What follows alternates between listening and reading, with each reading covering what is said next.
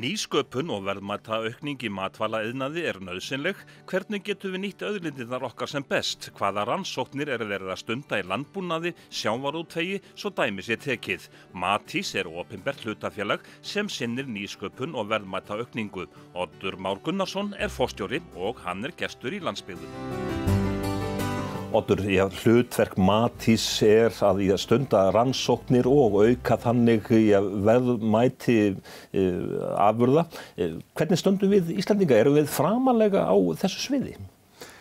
Já, það náttúrulega, við gerum það. Við höfum byggt upp töluverða þekkingu í kringu það sem við erum að gera og bæði hjá okkur og fleirum þá hefur byggst upp þekkingu grunnur sem við byggjum á. Þetta snýst gríðarlega mikið fyrst og fremst sjávarútveginn og það hefur orðið bylting á síðustu áratugum í meðferð þess sem við erum með þar. En það má alltaf gera betur. Það ennþá gríðarleg sóun bæði í sjávarútveginum, landbúnaðinum annars staðar og ekki síst bara heima hjá okkur. Mikið af verðmætum sem fara forgörðum og í dag verið að fókusa á það hvað gerir maður við það sem fer forgörðum því að við horfum fram á það að með núverandi fólksfjölgun þá höfum við bara hreinlega ekki nægan mat fyrir okkur eftir 50 ár. En erum við almennt að gera okkur grein fyrir þessari staðreynd að það þarf að nýta auðlindirnar þá betur? Já, ég held að við horfum í gegnum virðiskeðjuna, þá eru menn almennt mjög vel upplýstir, bæði stórmarkaðarnir, búðirnar og vakning meðal neytenda það hvernig á að fara með.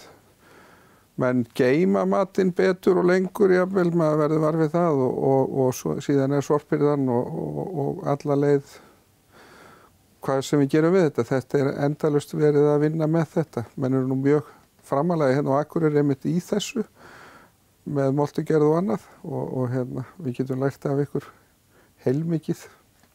En starfsemi Matís, þetta nokkuð svona, viðamikil starfsemi hjá ykkur, rannsóknir og svo aftur nýsköpun, fer það vel saman á öllum stigum? Já, það náttúrulega, valkríterja í öllum rannsóknarsjóðum að það sé nýsköpun nýjung í rannsóknunum og það fyrir birtingum og öllu þannig að þú þarft alltaf að vera skoða eitthvað nýtt og nýsköpunin náttúrulega við erum fyrirtæki sem stundar hagnýtar rannsóknir, við erum fyrirtæki sem að vinna þétt með fyrirtækjum atvinnulífinu, þeir sem að sitja með auðlindina og hjálpum þeim að gera sem mest úr henni. Þannig að hún nýtist okkur öllum og okkar afkomendum sem best. Og já. En samt sem áður þá Matís, þetta í hlutafélaga formi, þannig að þið eru svolítið markaðsdrifin líka. Hvernig fer það saman að stunda akademiska rannsóknir oft á tíðum sem að gefa ekkert neitt of mikið af sér og svo að vera hagnaðardrifin? Já, við erum eiginlega ekki hagnaðardrifin. Við erum svo kallar non-profit félag sem að þýðir að við getum leyft okkur að það sé eitthvað eftir að þá fjárfestum við þeim í félagið og það ekki greiddur arður út Matís. En við verðum samt sem ára eiga fyrir launum og eitt af okkar vandamálum að fjármagnastrúktúrun okkar mikið að við erum fjármagnar í gegnum samstarfsverkefni við fyrirtæki, gegnum rannsóknarsjóði og rannsóknarsjóðirnir borga bara beran kostnað við þetta tiltekna verkefni. Og ef að þú ætlar að framleiða eitthvað, byggja hús eða eitthvað og fengir ekki meira heldur en nákvæmlega það sem að þú ert búin að leggja út sjálfur, þá myndir svoleiðis viðskipti aldrei ganga neitt vel. Þannig að þessu svara með því að við erum með þjónustusamning við ríki sem að brúar þetta og gerur okkur kleift að stunda þessa grunnrannsóknir og þar eru hlutir eins og til dæmis hvernig hegðar vökvi í fiskholdi sér, hvenær frísan, hvenær kristallamyndun og alls konar svona hlutir sem að allir þurfa að vita en í rauninni enginn ber ábyrgð á og enginn tilbúin til þess að greiða fyrir og þá kemur þessi samningur sem við höfum ríkið mjög mikilvægur. En þegar þú nefnir einmitt í að verðmæta sköpun og þú nefnir þarna líka meðhöndlun þá sjávarafla, það ekkert mörg ár síðan þegar var mokfiskir í að þá kannski komu skipin með bara á dekkinu bara ísaðan þorskinn en núna hann ofurkældur. Bak við þetta allt saman eru væntanlega töluverðar rannsóknir. Já, við sjáum það alveg að bara strax og fiskurinn kemur upp úr hafinu, þá þurfum við að kæla hann, við þurfum þá hefst kæliferill og kælikeðjan verður að vera órofin alveg fram á diskinn okkar. Við vitum það sjálf ef við látum ísuna standa kannski 2 tíma á borðinu, þá kemur af henni súr og óþægileg lykt. Það eru skemmdabakteríur og það er annað sem fer á stað og í gegnum svona rannsóknir, þá til dæmis sérstaklega hefur það hafa margir verið hjá Matti sem hafa komið að þessu, Sigurjón Arason og fleiri, að þú færð þá hefur okkur tekist að lengja hyllutíman á sjávarútvegsafurðunum marga daga og sem gerir það að við getum farið og við flytjum þetta út í dag mikið með skipum, ísað, fest með skipum og þá það að við vitum nákvæmlega hvað við getum farið lágt í hitastigi án þess að fá kristalla sem fara að eyðileggja þá fiskinn og svo höldum við þessu alla leið og það er svolítið gaman að því að svo tæknin sem notuð í dag í íslensku fiskiðnaði, stór hlut af henni kemur í gegnum verkefni sem við rákum, stórt kælitækni verkefni sem við rákum í Evrópuverkefni og þar vorum við með Ísraelsmönnum og við læriðum hvernig þeir koma ávöxtunum sínum áfram. Og þetta gefur okkur síðan aftur möguleika þegar við erum að horfa á það að fara að auka matvælaframleiðslu, kannski ekki bara að horfa á sjávarútveginn og miðin, heldur landi líka, að þá sú tækni sem við höfum byggt upp í sjávarútveginum, hún kemur til með að nýtast okkur ef við förum að flytja út aðra landbúnaðarafurðir. En til þess að stunda slíkar rannsóknir, hversu mikilvægt að hafa þá aðgang að vel menntuðu starfsfólki eða bara snúmum sig við að mentastig þjóðarinnar að það sé svolítið hátt? Það bara algjörlega krítískt. Það er bæði nýtingin og bara öll hugsunin í þessu, hún krefst þess að fólk hafi maður getur sagt ákveðin þroska, þetta fólk þroska þó það ekki farið í gegnum skóla en þú verður að hafa aðgang að starfsfólki, við þurfum að fá fólk sem vinnur fyrir okkur, fyrirtækin þurfum að hafa fólk sem að veit hvað það er að gera og hefur lært og hefur góða undirstöðumenntun og þannig að það er algjörlega krúsjalt og við erum þess vegna í mjög góðu samstarfi líka við háskólana, bæði á Borgum og fyrir sunnana og á Hvanneyri. Við reynum að vinna með öllum sem koma að þessu og það er sem betur fyrir að þá einkennist þetta starf mikið af samstarfi, mikið meira heldur en samkeppni. En hvað með til dæmis samkeppni við aðrar þjóðir innan þá kannski Evrópusambandsins eða jafnvel eru þið í samstarfi við stór alþjóðleg fyrirtæki sem eru að leggja mikla fjármuni í allskyns rannsóknir sem að leiða sér nýsköpun? Já, við erum í rauninni góður helmingur, ríflega helmingur á okkar rannsóknarfé kemur erlends frá. Og það núna erum við aðilar að gríðarlega stóru verkefni sem heitir EIT og það sem sagt, þeir reka KIC, Knowledge Innovation Communities og þar er svo kallað Food KIC og það gengur út á það að þá endurhugsa nýsköpun í matvælageranum. Þarna erum við, þetta voru 50 aðilar, sterkir aðilar í Evrópu og sem að sameinast þetta var mikil samkeppni þetta og við erum gríðarlega stolt að því að vera þarna og erum í samstarfi við þá fyrirtæki eins og Nestlé og PepsiCo og fleiri þekkta aðila og Ég held að við séum að tala heildarveltan í kikkinu, náttúrulega ekki til okkar en í því sem við erum að gera allir, að þetta sé eitthvað 500 milljónir evra sem eru náttúrulega gríðarlegi peningar. Og það segir bara styrk og orðspor Íslendinga í þessu og að við skulum vera teknir þannig inn og það var litið á okkur sem sterkast aðilann til þess að fjalla bláa hagkerfið. En til þess að komast inn í slíkan hóp, Nestlé og PepsiCo, að þau, vantarlega geta bara valið úr aðilum til þess að koma inn í svona verkefni. Fenguðu bara símtal einn góðan daginn? Við vorum saman í undirbúningi að öðru kikki sem við lendum síðan í, það var orðið svolítið þröngt þar inni þannig að það var hópur sem skildi sig að og við vorum beðin að vera með í þeim hóp og það var bara sjálfsagt, við töldum það líklegra og það var mikið svona markaðsdrifnara fórum sem að fór út og sem að varð síðan til þess að ég held að það hefði ráðið sköpum. Það voru fyrirtæki, það var iðnaðurinn sem að stýri því, sem að situr við stjórnvölinn. En í þessu stóra verkefni, hvaða hlutverki gegnir þið þar og hvað þetta statt núna? Hvað vel að gera? Við erum bara á fullu með fjölda fyrirtækja, innlendra sem erlenda. Það eru íslensk fyrirtæki eru nú að gerast aðilar að þessu í dag. Tóras til dæmis að fara inn í þetta og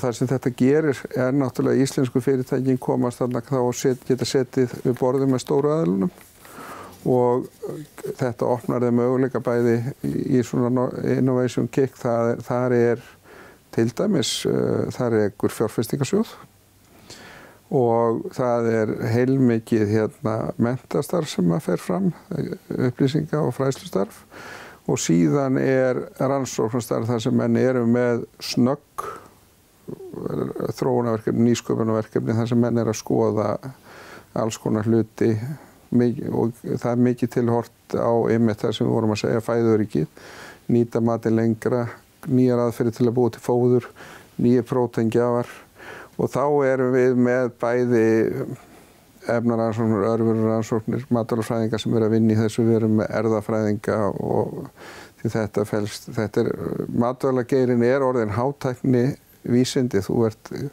klippa genaferjur og þú ert virkilega að setja fingurnar inn í eins og maður sér til dæmis í þessum nýju gosdrykkjum, sætubragð að nota sykur, seltubragð að nota salt og þá alls konar leiðir sem menn eru til dæmis að nota til þess að blekkja bragðlaukana og þetta orðið bara mikið meira og flóknara heldur en að ég geti talið það upp og ég þekki það ekki einu svona allt það eru menn sem að fara með það alla leið En fyrir litla Ísland að komast inn í þetta inn í þennan hóp þetta getur kallað á frekari samstarf leitt af sér eitt og annað þess að aðrar opnast Algjörlega og það var náttúrulega fyrir litla Ísland að við vorum bara 2 aðilar frá Norðurlöndum sem komist inn í þennan hóp. Það var FTT í Finnlandi og Matís á Íslandi og það segir svolítið að norrænar rannsóknarstofnanir hafa gott orðspor og þykja vera markaðsdrifnar og hafa gott samstarf við fyrirtækin og það náttúrulega hlutur sem við leggjum gríðarlega mikið upp úr. Því að fyrirtækin okkar viðskiptavinir. Ef við erum ekki að vinna með þeim sem eru að meðhöndla matinn og koma þess áfram, þá engin tilgangur til þess að reka Matís. En það þannig svona þegar þú horfir yfir sviðið að nýsköpunin að hún langt mest innan fyrirtækjanna sjálfra? Já, þetta náttúrulega samspil en hugmyndirnar, viðskiptahugmyndin verður að fæðast einhvers staðar og við erum með alls konar lausnir og svör og í dag þetta hefðbundi verkefni verður til þannig að það einhver með einhverjar hugmyndir að einhverju og vill gera eitthvað og þá kemur hann oft til okkar og spyr hvernig gerum við þetta tæknilega. Það var til dæmis Listaháskólinn var með fyrir mörgum árum hérna, þá var verið að búa til skýrkonfekt. Þá var vandamálið að sýran í skýrunni leyst upp súkkulaðið. Þá gátum við leyst það fyrir þá. Og það eru svona hlutir og síðan erum við náttúrulega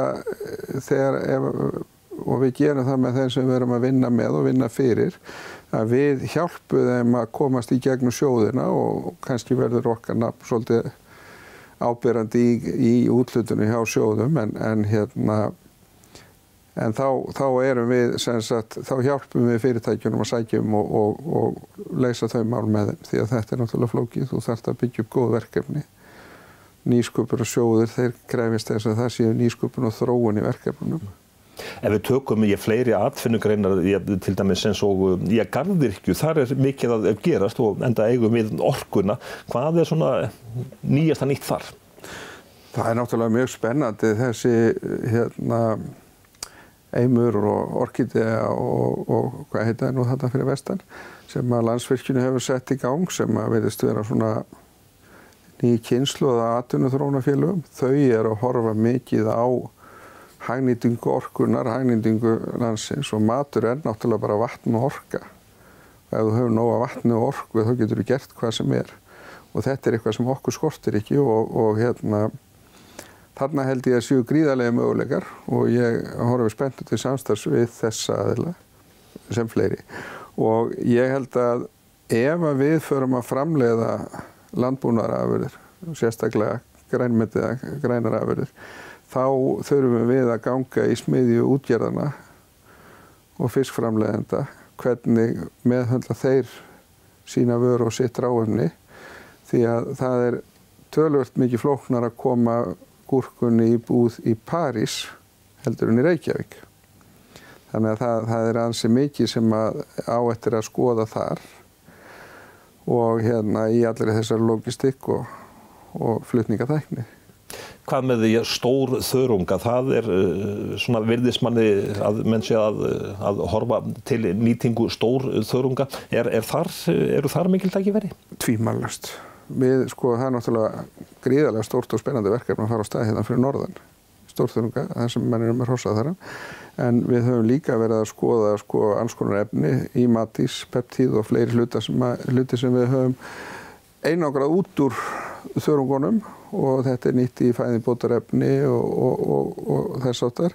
Eins höfum verið að skoða þörunga sem fóður. Því það náttúrulega hluti af þessari matarkrísu sem við horfum fram á að það soja og maís sem menn hafa verið að nota sem prótíngjafa en okkur vantar fleiri og þangið kemur þar inn í fóðurgerð og við höfum verið að skoða það og Ástralir hafa nú fundið út með því að gefa kúnum rauðþörunga þá drógu þeir úr metanmengun stórlega. Við höfum prófað með íslenska þörunga en við höfum ekki minnka metanið en það aðrir þættir sem að koma inn. Þannig að möguleikarnir eru alveg endalausir. Þetta og ég held að þeir bara eftir að aukast og það gengið á land og það minnka möguleikarnir til framleiðslu matvæla annar staðar. Við vissum að því báðum heimsstyrjöldunum þá urðum við nú rík á því að selja matvæli. Og ég held að við séum að horfa fram á það að við þurfum að standa þá vakt aftur að bera mat á borðið. Hvað með dýrasvif? Það bara gríl og rauðóta. Þetta eru mjög spennandi. Norðmenn að veiða rauðótuna núna í Tromsö og þar eru fyrirtæki sem að gera út á þetta. Við kunnum nú ekki að veiða hana ennþá. Hún mjög spennandi til dæmis fjölómetta fitusýrur fullt af öðru. Þannig að það gríðarlega en það stendur dýrasvifið undir fæðukeðjunni í hafinu. Þú stæðstu dýr í jarðarinnar lifa á dýrasvifi. Þannig að það segir hvað það mikilvægt og þetta í rauninni bara lifandi lífspillur. Förum aðeins yfir í landbúnaðinn, hvaða svona stóru verkefni þar fleiri svona sérðu fyrir þér heldur en í garðyrkjunni? Sko, við erum náttúrulega með gríðarlega stórt land, mikið landsvæði og hitastigið er að hækka. Við erum að vera komnir í hitastig sem er bara sambærilegt við það sem var landnámsöld. Og það gefur okkur möguleika sem verið að nýta út allt, kornrækt og öðru. Ég var mjög ánægður að sjá það var til dæmis verið að ég hafði áhyggjur af því að kornrækt á Íslandi er kannski erfið út af myglu mycotoxins sem eru afleiðingar myglu, en ef að það út af rekju og öðru, en við höfum verið að skoða það og það er bara ekki. Þetta er bara mjög gott hráefni og þar liggja gríðarlega miklu möguleikar, bæði fyrir okkur og fyrir skólana. Það þarf að þróa yrki og finna leiðir til þess að gera þetta betur. Síðan þurfum við að finna leiðir til þess að vinna afurðir úr þessu. Við erum að horfa á heilmikla aukningu í ferðamönnum í innanlandsmarkaðurinn á margfaldast á sumrin. Þar eru náttúrulega líka miklar áskoranir í því að fæða þetta fólk og gera það þar nátt að þetta getur vakið athygli þeirra á okkar kúsín og þannig að við sjáum hvað gerist úr því. Og eins og ég sagði, svo er orkan og vatni, það bara okkur í rauninni ekki setta skorður hvað við getum gert þar. En hvernig er það fyrir þig sem forstjóra? Ertu að fá til þín alveg með jöfnu millibili fólk sem að það bara hefur kviknað á perunni í hausnum á þeim? Þau eru með einhverja bara brjálæðislegar hugmyndir. Já, við erum með, höfum verið á Höfn og við erum með í Reykjavík og nú er menn að Kaffi Kú að setja upp svona matasmiður þar sem að fólk sem er með hugmyndir getur farið inn og byrjað að framleiða. Og ég ætla nú að kíkja á það í Kaffi Kú og eftir og borða með þeim. Kaffi Kú er á Eyjafirði? Eyjafirðinum og það er mjög skemmtilegu staður. Það er svona ferðamannafjós þar sem að þú horfir yfir og virkilega svona til fyrirmyndar og það er einn vettvangur sem við höfum mikið verið að vinna með svona frumkvöðlum, búa til sinnep eða sultur eða gin eða hvað sem er. Fólk með svona hugmyndir dettur inn til okkar reglulega og við reynum að hjálpa þeim og sumum förum við áfram í eitthvað spennandi verkefni með og öðrum bara hjálpum við að komast í ódýr tæki og taka fyrstu skrefin í því að verða fyrirtæki. Og svo erum við alveg yfir í hitt að við höfum verið til dæmis að rækta kjöt. Það hefur verið á borðinu hjá okkur og íslensk fyrirtæki eru að byrja og þeir hjá Orf Genetics til dæmis, þeir eru komnir með stórt verkefni í gang þar sem að þeir eru að byrja að rækta bara hambúrgara. En hvað er það sem að frumkvöður þá að hafa til að bera? Er það að hafa óbilandi trú á sinni hugmynd? Hann verður náttúrulega að hafa hugmyndina, hana fær hann ekki hjá okkur og hann verður að hafa eljun og framkvæmdina og hann þarf að hafa vitið að koma hugmyndina áfram því að það er hann sem veldur því hvort að þetta verður. Sama hugmynd hlýtur mjög mismunandi örlög í mismunandi höndum. Sumum tekst að koma hlutunum á stað, allt verður á gulli en aðri get ekki því miður komið hlutunum áfram. En er það stundum þannig hjá þér að þú bara segir strax nei, heyrðu, nei, þetta er algjörð hella? Nei, við það